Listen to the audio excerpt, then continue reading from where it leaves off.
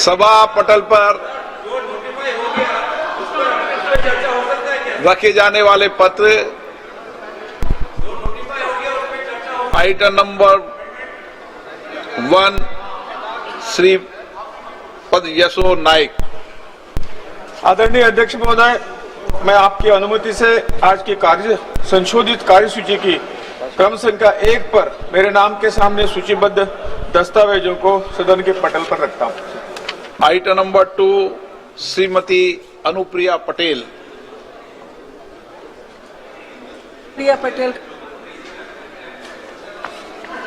संसदीय कार्य मंत्री जी, धन्यवाद। व्यवस्था बनाए रखो। धन्यवाद अध्यक्ष महोदय, मैं आपकी अनुमति से लोकसभा की संशोधित कार्यसूची के क्रम संख्या 2 पर अंकित दस्तावेज जो श्रीमती अनुप्रिया पटेल स्वास्थ्य और परिवार कल्याण मंत्रालय से संबंधित है, आपकी इजाजत से सदन के पटल पर रखता हूं। Thank you sir.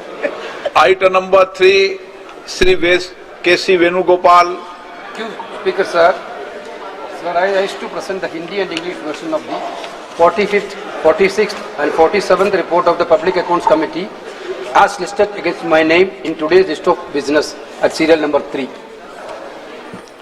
Item number 4 Shri Anurag Singh Thakur. धन्यवाद स्पीकर सर।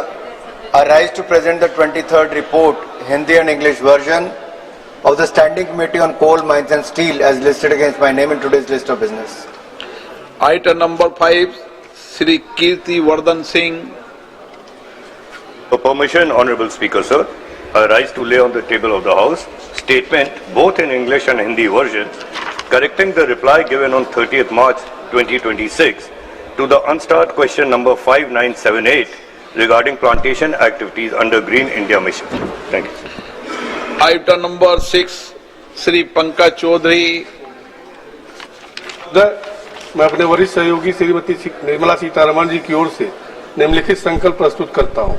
वित्त अधिनियम 2002 की धारा 147 के साथ पठित केंद्रीय उत्पाद शुल्क अधिनियम 1944 की धारा 3 ख के अनुसरण में ये सभा दिनांक 11 अप्रैल 2026 की अधिसूचना संख्या 14/2026 केंद्रीय उत्पाद शुल्क संकलन 272 अ 11 अप्रैल 2026 जिसका आशय हाई स्पीड डीजल पर विशेष अतिरिक्त उत्पाद शुल्क दर को बढ़ाकर 24 रुपया प्रति लीटर करने के लिए वित्त अधिनियम 2002 की 8वीं अनुसूची का संशोधन करना है। एक का एतदार अनुमोदन करती है। प्रश्न ये कि माननीय मंत्री द्वारा प्रस्तुत सांविधिक संकल्प को स्वीकृत किया जाए। जो सदस्य इसके पक्ष में हाँ कहें, जो सदस्य विरोध में ना कहें। मेरे विचार में निर्णय हाँ वालों के पक्ष में सांविधिक संकल्प स्वीकृत हुआ। अच्छा, नो वाले ये बता दो कि तुम्हारा इस बात पर विरोध किस लिए, बता दो। ये संसद है, विरोध बताओ ना, क्यों विरोध है बताइए। नौ देखिए, सदन में आप देश की सबसे सर्वोच्च संस्था के संसद सदस्य हैं, इसलिए हाँ ना आपका अधिकार है, लेकिन कई विषय है जिस पे सर्वसम्मत होती है ना।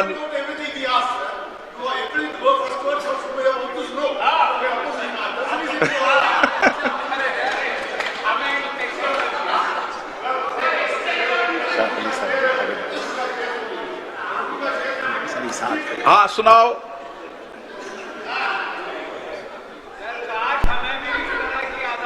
सर ये एक बात बताऊं, एक मिनट, जब आपको बोलने देता हूं ना तो हमारे माननीय सांसद जावेद साहब कहते हैं कि आप ओवैसी साहब को बोलने देते हो, हमें आजादी नहीं है। ये आरोप लगाते हैं। उनका आरोप सही है, बिल्कुल सही है। तो चलो फिर आपको आज नहीं बोलने देते हैं। प्रश्न ये है कि माननीय मंत्री जी द्वारा प्रस्तुत आइटम नंबर 7 श्री पंकज चौधरी जी। मैं अपने वरिष्ठ सहयोगी श्रीमती निर्मला सीतारमण जी की ओर से निम्नलिखित संकल्प प्रस्तुत करता हूं। सीमा शुल्क टैरिफ अधिनियम 1975 की धारा 8 का तथा वित्त अधिनियम 2018 की धारा 111 और 112 के साथ पठित केंद्रीय उत्पाद शुल्क अधिनियम 1944 की धारा 3 ख के अनुसरण में ये सभा दिनांक 11 अप्रैल 2026 की अधिसूचना संख्या 15/2026 केंद्रीय उत्पाद शुल्क 273 और 11 अप्रैल 2026 जिसका आशय हाई स्पीड डीजल पर सड़क और अवसंरचना उपकर को बढ़ाकर 36 रुपये प्रति लीटर करने के लिए वित्त अधिनियम 2018 की 6ठी अनुसूची का संशोधन करना है का एतद्वारा अनुमोदित करती है। प्रश्न ये है कि माननीय मंत्री द्वारा प्रस्तुत सांविधिक संकल्प को स्वीकृत किया जाए। जो सदस्य इसके पक्ष में हाँ कहें, जो सदस्य विरोध में ना कहें। मेरे विचार में निर्णय हाँ वालों के पक्ष में सांविधिक संकल्प स्वीकृत हुआ। क्या वेणुगोपाल जी, ऐसे वेणुगोपाल जी एक बात बता दूं आपको, आज कई सदस्य आपके भी कहते हैं कि वेणुगोपाल जी का नोटिस में नाम हमारा था, आपने वेणुगोपाल जी को कैसे बुला दिया, ये भी कहते हैं। वेणुगोपाल जी बोलते सर आज का आपका मूड अच्छा है। मैं तो कहता हूं पूरे देश का मूड ही आज अच्छा होना चाहिए, मैं तो इस मत का हूं। सर देखो sir in an extraordinary situation, sir, in an extraordinary situation, an extraordinary gazette notification Okay. came yesterday night 9:55. Okay. Let us raise the Sir, one point, sir. My point, sir. Two issues, sir. Yesterday morning, Honorable Law Minister introduced the constitutional amendment of 2023 constitutional bill. This gazette notification is to very clear. SO 90/2022E in exercise of the power conferred by the subsection 2 of the section 1 of the Constitution, 166th Amendment, Act 2023, the central government hereby appoint the 16th day of April 2026 as the date on which the provision of the said Act. Sir, our question is only one question, sir. But 1 minute. Without notifying, sir, without notifying, how can the minister move an amendment for the court? आप बोलना चाहते हैं इस पे? चलिए, item number Shrimati के कनिमोजी खड़े हो गए। ओके हो गया। श्रीमती के कनिमोजी, माइक दीजिए उनको। श्रीमती के कनिमोजी।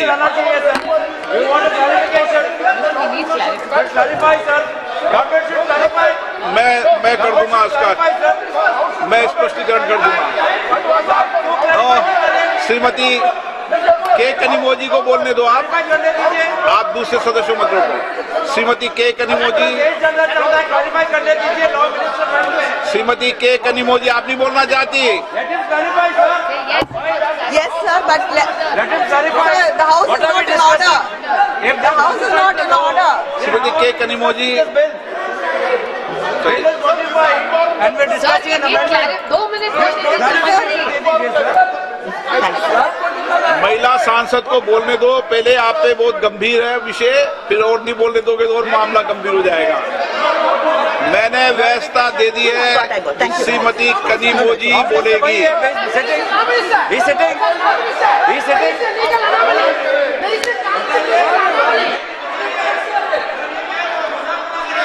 श्रीमती के Kanimozhi,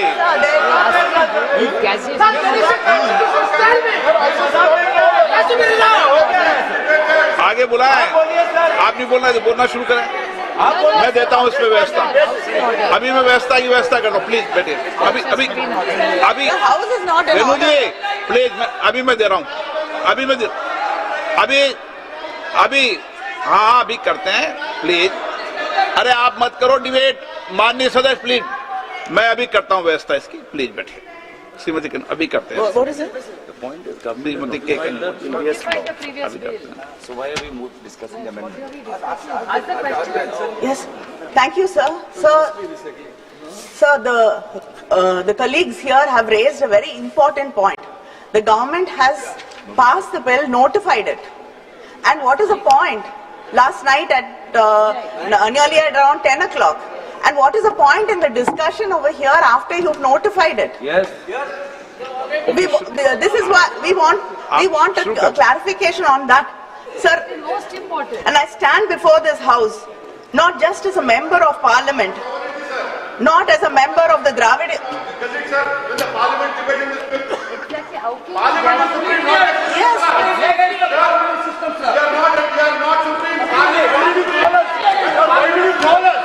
What is the logic of this bill? Sir, how can we debate it when it's gazetted? Owaisi साहब, मैंने हाँ पर रखी ना आपसे, इस पे कर रहा हूँ मैं। अभी कराते हैं, अभी करते हैं, अभी करते हैं, सब करा दें। अभी ओवैसी जी अभी करते हैं, अभी करते हैं, अभी करते हैं। प्लीज कनिमोजी के बाद व्यवस्था देता हूं मैं, भी कुछ व्यवस्था कनिमोजी को बोलने दें, अभी उनका विषय बोलने दें। No OBC ji, okay. Sir, it is inside the constitution. Kanimozhi को बोलने दें। पहले clarification. गौरव जी अभी करते हैं, अभी करते हैं, अभी। Sir, I stand before this house today not just as a member of parliament or as a representative of the Dravida Munnetra Kazhagam, but as a voice of the 8 crore people of Tamil Nadu who've been told in the midst of our state elections that their votes will count less and their voice in this parliament will be diminished. And furthermore, it's really shocking that yesterday we are discussing the bill here. You've taken your own time to notify.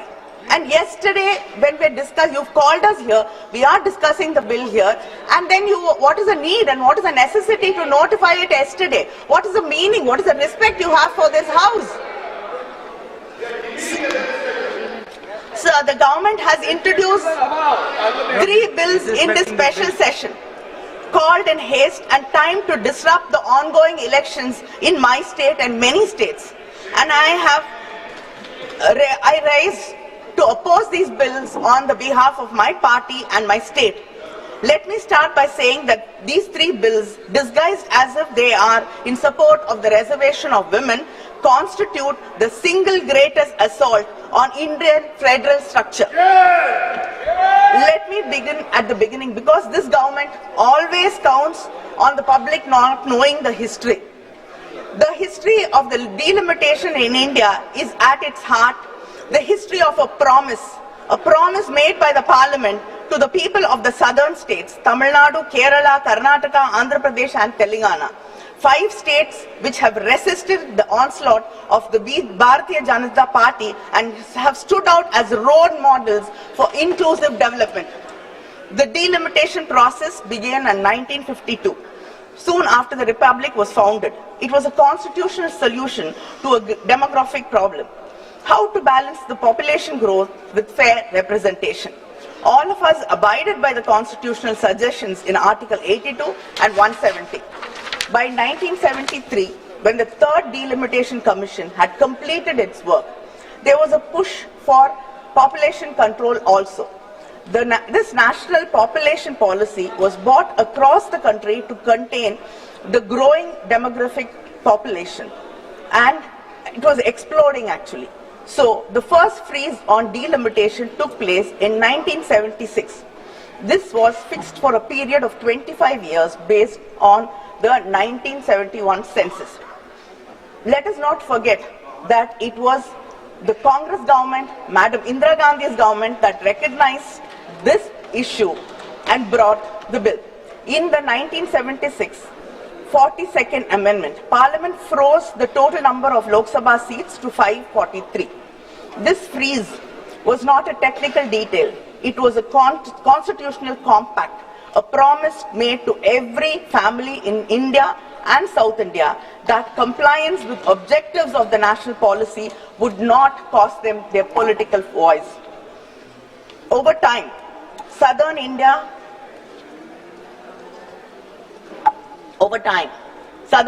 Tamil Nadu, Kerala, Karnataka and Andhra had begun to invest in schools, hospitals, women's health, we listened to the union government's repeated call to control our population. We complied. Our fertility rates fell. Our families became smaller. In 2001, understanding that some states, especially southern states and other states like Punjab, had done a better job at these indicators, and some other states had to catch up. That time, there was a government, a union government, which listened to the voices of the people from the south. Yes, I have to give you credit when you deserve it. We are unlike you, always finding fault with us. When there is something to, appreciate you, we always appreciate. So under the Vajpayee government, the parliament extended that freeze through the 84th amendment until after the first census following 2026. 24 more years of protection, because then the parliament in its collective wisdom understood that this injustice had to be addressed. Why do we have to increase the seats now to 850? On what basis? The statement of the objective says that there is a change in demographic profile. Yet you are using a 15-year-old 2011 census data to conduct delimitation. You are contradicting yourselves. And 850 seats, most of the MPs, after making the seats 850, might not even get a chance to speak in this parliament for 5 years. Sir, I want to tell this house about a family in Tamil Nadu, a mother and a father, first generation literates. They had only 2 children, not 5, not 6, because they believed in family planning, because the government told them that was the right thing for the country, because they wanted their children to have a better life. And the South Indian states. Today, Tamil Nadu's total.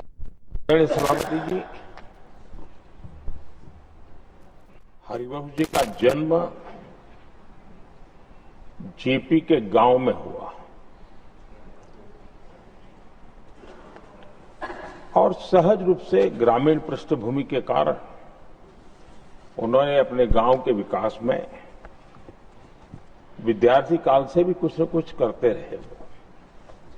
उनकी शिक्षा दीक्षा काशी में हुई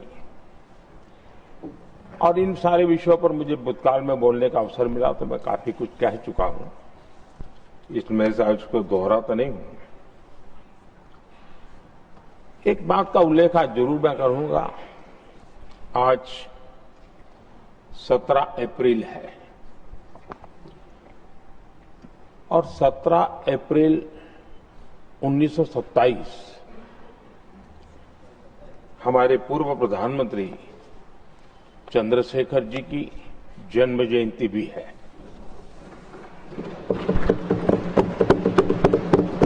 और विशेषता ये है कि आज 17 अप्रैल को आप जब तीसरी बार इस दायित्व को संभालने जा रहे हैं और वो भी चंद्रशेखर जी की जन्म जयंती पर, और चंद्रशेखर जी के साथ आपका जुड़ाव, उनके प्रति आपका लगाव और एक प्रकार से आप उनके सहयात्री रहे उनके पूरे कार्यकाल में, तो ये एक अपने आप में एक बहुत ही बड़ा सुयोग है। आपने चंद्रशेखर जी के जीवन पर किताबें भी लिखी हैं और चंद्रशेखर जी के एक बृहद जीवन को नई पीढ़ी तक पहुंचाने का एक बहुत बड़ा काम भी आपने किया है और इसलिए आपके लिए एक बहुत बड़ा विशेष अवसर बन जाता है कि चंद्रशेखर जी की जन्म जयंती पर आपका तीसरा कार्यकाल का प्रारंभ।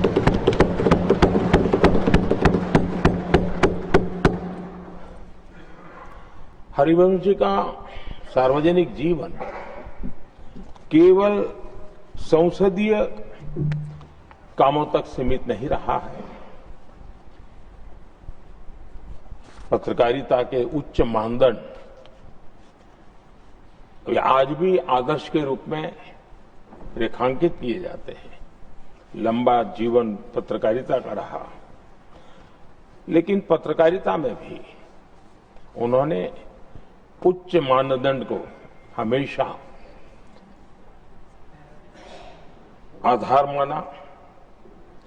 हम सब जानते हैं उनकी लेखनी में धार है, लेकिन उनकी वाणी में और व्यवहार में सौम्यता और शिष्टता भरी भरी रहती है। ये अपने आप में, और मैं जब गुजरात में था तब भी मैं उनकी लेखों को पढ़ने की मेरी आदत रही थी, और मैं देखता था कि वे अपना पक्ष बड़ी दृढ़ता के साथ रखते थे, और मैं अनुभव करता था कि उसमें काफी अध्ययन के बाद उसका निचोड़ उस पर प्रकट होता था। पत्रकारिता में भी अंतिम व्यक्ति तक पहुंचने का उनका निरंतर प्रयास रहा, और एक सफल प्रयास भी रहा। और हम देखते हैं सदन में भी, चाहे पॉलिसी हो या प्रोसेस हो, उन बातों का कहीं न कहीं छाया हमें हमेशा नजर आती है, और ये हम सबके लिए सुखद अनुभव है। वे समाज की वास्तविकताओं के साथ गहरे जुड़ाव के साथ काम करने वाले व्यक्ति रहे। मैं तो कहूंगा जो चाहे लोकसभा हो या राज्यसभा हो, जो नए सांसद आते हैं वे हरवंश जी से बहुत कुछ सीख सकते हैं, बहुत कुछ बातें करके उनसे जान सकते हैं। क्योंकि जब वो पत्रकारिता में थे तो उनकी एक कॉलम चलती थी, हमारा सांसद कैसा हो, हमारा पार्लियामेंट मेंबर कैसा हो। तब उनको शायद पता नहीं होगा, कभी उनको ही बैठना पड़ेगा, लेकिन वो लिखते थे, और वो बातों में बहुत ही व्यापकता रहती थी। सदन की गरिमा और बैठने वाले सदस्य का दायित्व और उसके आचार विचार को लेकर भी बहुत गहरा उनका अध्ययन रहता था, और उन बातों का उपयोग आज हमारे सदन के साथी उनके साथ बैठ करके बहुत कुछ जान सकते, सीख सकते हैं। समय की पाबंदी, एक डिसिप्लिन लाइफ में, और अपने कर्तव्यों के प्रति गंभीरता, ये आपकी विशेषता रही है, और शायद इसी के कारण आप सर्वस्वीकृत व्यक्तित्व आपका विकसित हुआ है। हमने देखा होगा जब से वो राज्यसभा के सदस्य बने हैं, मैं कह सकता हूं कि पूर्ण समय वो सदन में होते हैं।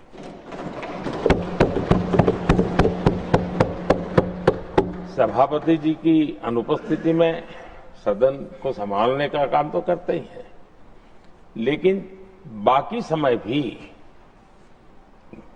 यहां कमेटी का कोई भी व्यक्ति बैठा हो तो भी वे सदन में हमेशा अपनी मौजूदगी रहती है, हर बात को सुनते हैं, उस समय सदन का जो संचालन करते हैं उनके कार्य को भी देखते हैं, और ये इसके पीछे उनको अपना जो दायित्व है उसके प्रति उनकी जो प्रतिबद्धता है उसके कारण ये संभव होता है, और ये हम सब के लिए सीखने जैसा है।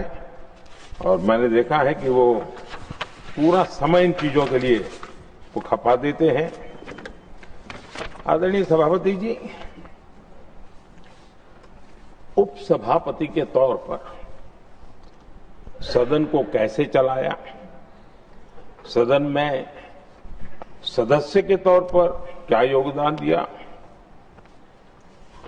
इस बारे में हम स्वाभाविक रूप से एक सकारात्मक चर्चा करते रहते हैं, लेकिन सदन के बाहर जनता के बीच वो कैसे अपने लोकतांत्रिक और सामाजिक दायित्वों को निभाते हैं, ये भी हम सार्वजनिक जीवन में जो लोग हैं उनके लिए सचमुच में ध्यान आकर्षित करने वाले विषय हैं, और हमने उसको देखना चाहिए। मैं अपने अनुभव से कह सकता हूं उनके काम सराहनीय तो है ही, अनुकरणीय भी है। हमारा देश युवा देश है, और मैंने देखा है कि हरिवंश जी ने अपने समय का उपयोग सबसे ज्यादा युवाओं के बीच में बिताना पसंद किया है। युवाओं को में लगातार गंभीर विषयों पर जागरूकता बने, एक प्रकार से लोक शिक्षा का काम निरंतर चलता रहे, ये अपने आप में वो लगातार करते रहते हैं। वो देश भर में उनका भ्रमण रहता है। वे मीडिया के नजरों में बहुत ज्यादा रहने का उनका शौक नहीं है, लेकिन भ्रमण और कार्यक्रमों की श्रृंखला उनकी लगातार चलती रहती है।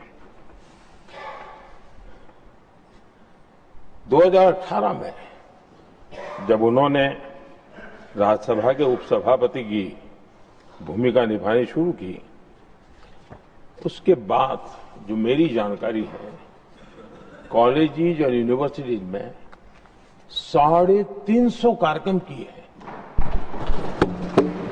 ये बहुत बड़ा काम है। देश की यूनिवर्सिटीज और कॉलेजेज में 350 से अधिक कार्यक्रम, जाना आना, उनके साथ बैठना, बातें करना, उसके लिए विषयों की तैयारी करना, ये अपने आप में बहुत बड़ा एक प्रकार से आपने व्रतस्थ के रूप में इस काम को किया और युवाओं से ही जुड़ने के लक्ष्य को आपने जरा भी ओझल नहीं होने दिया है।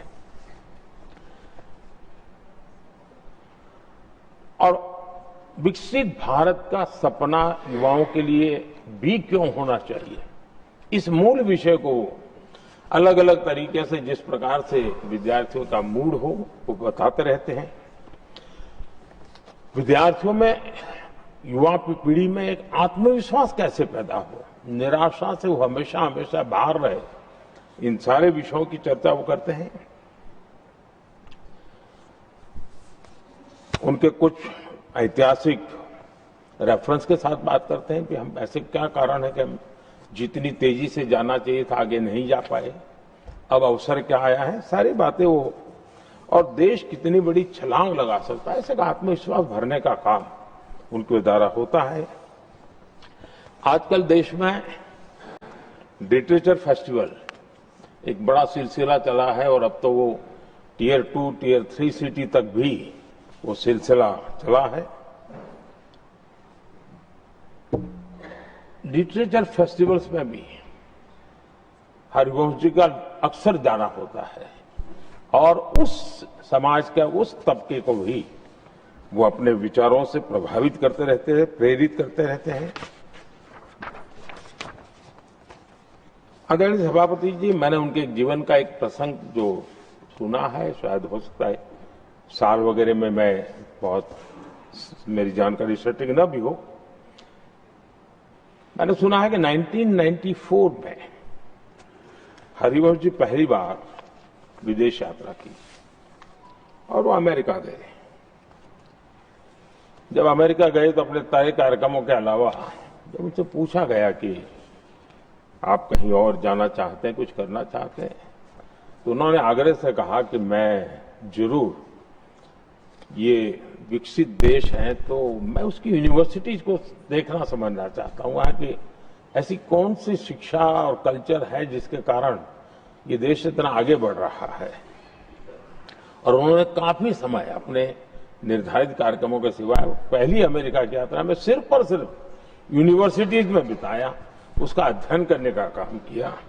यानी ये जो ललक थी उनके मन में कि अगर एक विकसित देश की यूनिवर्सिटी से जो निकलता है तो हिंदुस्तान की यूनिवर्सिटीज भी ऐसी हो ताकि विकसित भारत का सपना वहीं से रेखांकित किया जा सके। आदरणीय सभापति जी, एमपीज को एमपी लेड फंड के संबंध में तो काफी चर्चा रहती है और एक बड़ा पसंदगी का विषय भी रहता है एमपीज में, और कभी कभी तो ये भी संघर्ष रहता है कि एमपी लेड फंड इतना है और वहां उधर एमएलए फंड ज्यादा है, उसकी चर्चा रहती है। लेकिन एमपी फंड का उपयोग कैसे हो, एमपी लेड जो फंड की बातें, उसमें हरिवंश जी के विचारों को मैंने स्वयं भी सुना है, मैं प्रभावित हूं इससे, लेकिन हमारी भी कुछ मजबूरी रही है, शायद हम उनकी अपेक्षा के अनुसार उसको कर नहीं पाए हैं, क्योंकि सबको ऐसे विषय में साथ लेना जरा कठिन होता है। लेकिन उन्होंने खुद के उस जिम्मेवारी को कैसे निभाया है, मैं समझता हूं वो भी हम लोगों ने,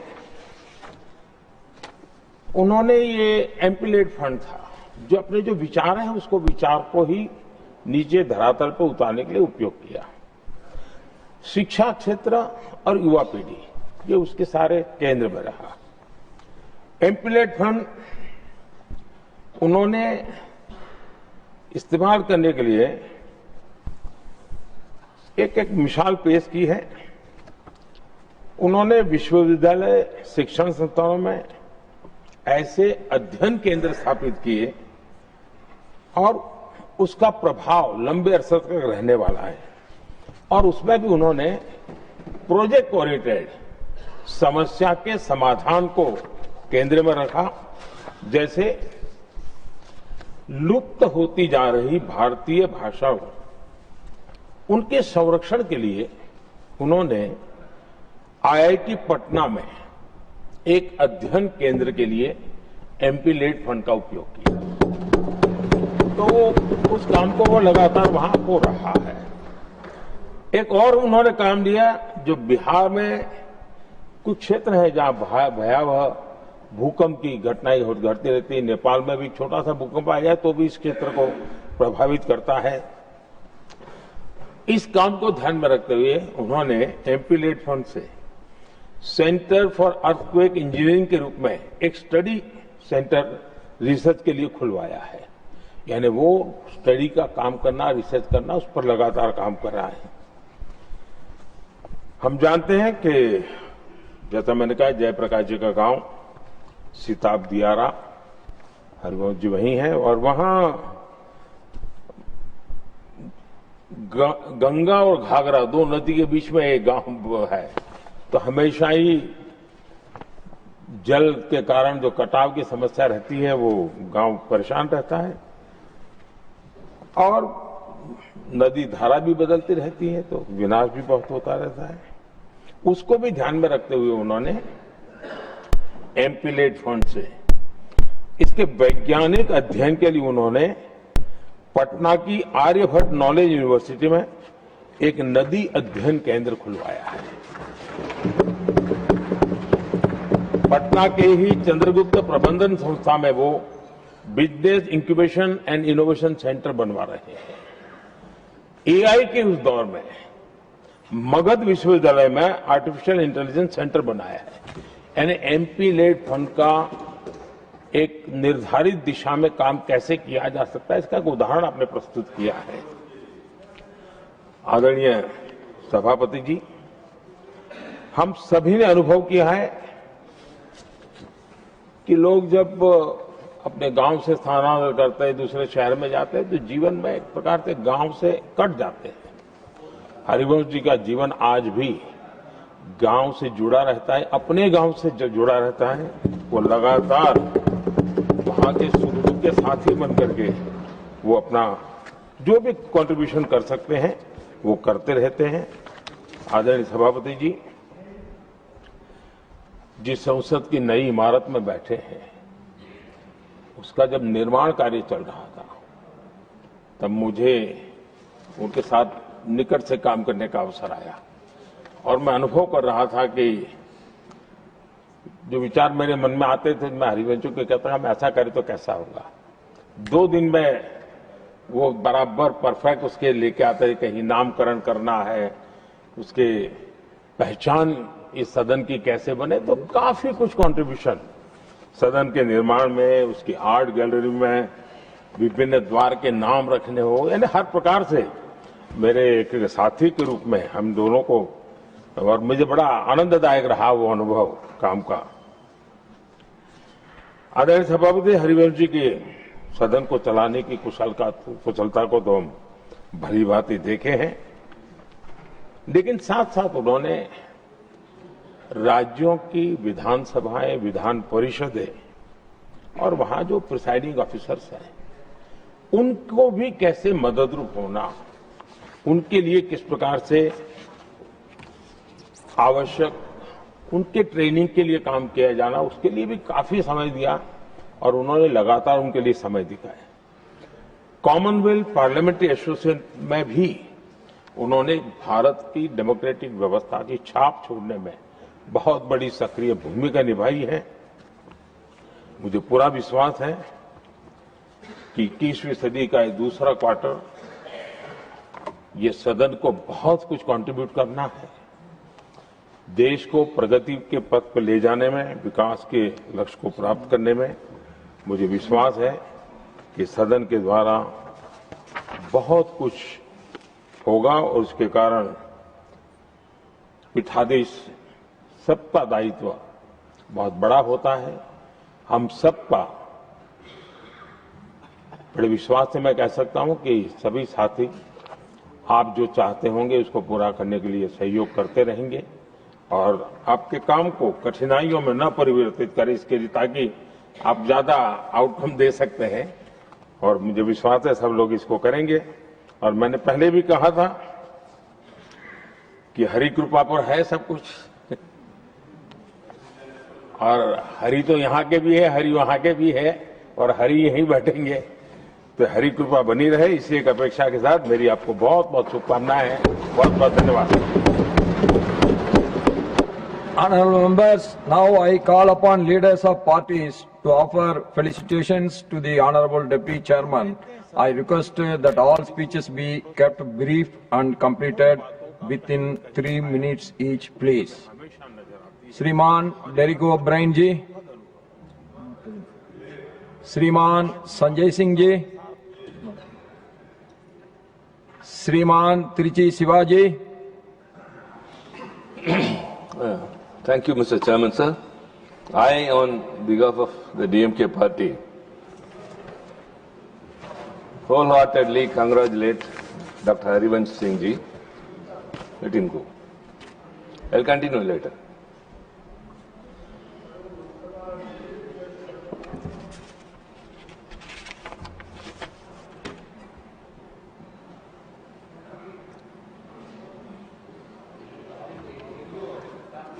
Who has been elected for the third consecutive term as the Deputy Chairman, and as the Leader of Opposition rightly pointed out, he is the first ever nominated member to occupy the position of the Deputy Chairman of the second chamber of the Parliament.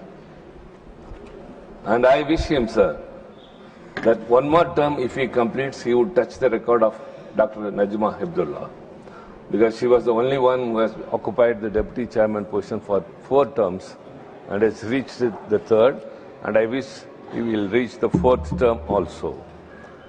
So we all know very well that basically he's a journalist, a well-deserving person. His knowledge is very wide, he's a voracious reader, and he's a very prudent person. He has impressed us earlier from the chair. And off the chair, whenever we have met him in the chamber, we have exchanged pleasantries. It's a felicitating occasion. So though he has been elected unopposed for known reasons, we are all very happy to have him again here.